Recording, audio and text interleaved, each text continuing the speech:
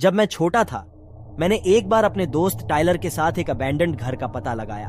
हम इस तथ्य से इतने उत्साहित थे कि आखिरकार हम लंबे समय से मौजूद अबैंडन्ड घर के अंदर जा सके कि हमने दरवाजा तोड़ दिया। लेकिन जैसे ही हम घर में दाखिल हुए, मुझे कुछ अजीब सी गंध आई जिसका मैंने पहले कभी सामना नहीं किया था। ये गंध कहां से आ रही है? टाइलर ने पहली मंजिल के चारों ओर देखने का फैसला किया और मैं दूसरी मंजिल तक चला गया। दूसरी मंजिल से तो और भी अधिक बदबू आ रही थी। मैंने चारों ओर देखा और कहीं से एक धीमी आवाज सुनी, आस पास। मैं चौंक गया और ध्यान से उस कमरे की ओर चला गया जहां से आवाज आ रही थी। मैं यहां हूं, यह स्पष्ट रूप से कमरे के अंदर की गई आवाज थी। मैंने पूछा कि क्या अंदर कोई है, लेकिन कोई जवाब नहीं मिला। जब मैंने पास जाकर दरवाजे की दरार से देखा तो कमरे के अंदर एक सड़ी हुई लाश पड़ी हुई थी। मैं चीख उठा, लेकिन जब मैं अंदर गया तो वहां लाश के अलावा कुछ नहीं था। तो फिर वो आवाज किसकी थी?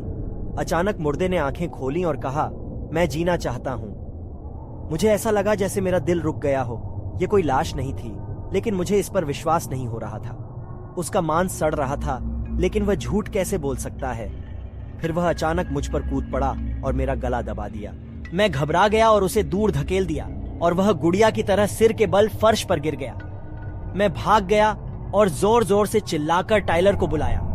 वह आश्चर्यचकित होकर मेरे पास आया और हम बाहर गए और पुलिस को बुलाया। कुछ देर बाद ही पुलिस आ गई। वे कमरे में घुसे और चिल्लाए, यह एक लाश है। मैंने यह कहते हुए इनकार कर दिया कि यह जीवित है, और जब मैंने फिर से उसकी ओर देखा तो वहां जो पड़ा था वह निस्संदेह एक लाश थी। पुलिस ने मान लिया कि वह कुछ दिन पहले मर गया, लेकिन मैं इस पर विश्वास नहीं कर सका। यह सब क्या है? पुलिस ने शव बरामद कर लिया और मेरे पास अभी भी इस रहस्यमय मामले का स्पष्ट जवाब नहीं है। टाइलर ने कहा कि मैं जरूर कोई भ्रम देख रहा हूं, लेकिन मैंने इसे अपनी आंखों से जरूर देखा है।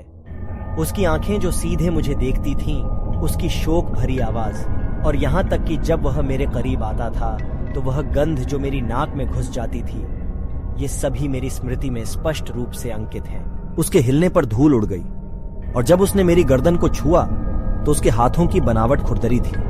मुझे वे सभी अच्छी तरह याद है। यह कभी भी मतिभ्रम नहीं हो सकता, लेकिन किसी ने मेरी बात पर विश्वास नहीं किया।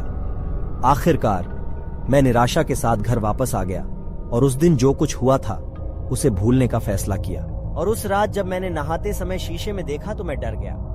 मेरी गर्दन पर हल्के हल्के गला घोंटने के निशान थे।